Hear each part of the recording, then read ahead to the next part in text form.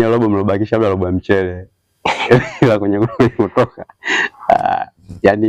Yaani sisi Simba tu kwamba tumetangulia kutoka. Ndio.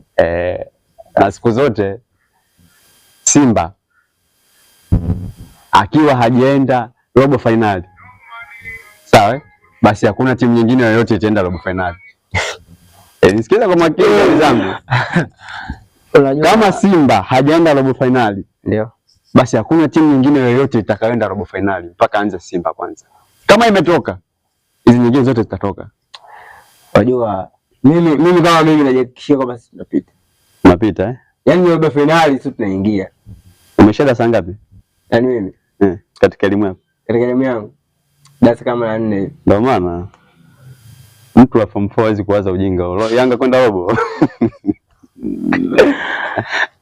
Yaani mawazo yako ya darasa la 4. Kwa sababu Yanga anacheza game ya mwisho.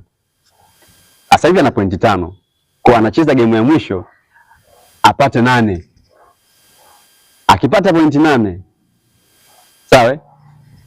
Yule Mwarabu kule akishinda anakuwa na pointi 9. Sasa sawa, akiwa na pointi 9, Yanga huku hata ashinde goli 100, Yanga ametoka. Unaelewa? Lakini na wale Waarabu wanapendana, wale ni ndugu. Ndio. Al Ahly na wale Waarabu wengine wale mnaocheza nao nyinyi ni familia. Sawa? Na wenzetu Waarabu wanapendana. Ngozi nyeupe tuseme wanapendana, tofauti na sisi wa Afrika. Kuna ngozi fulani hivi, ni bara fulani lenye matabaka tabaka mengi. Ndio. Sawa? Lakini wale bwana wanaweza kukaa mezani, bwana sisi tutoe sare mechi. Tutoe tu sare. Wakipata pointi 1, Ahly anakuwa pointi 10, anaongoza kundi.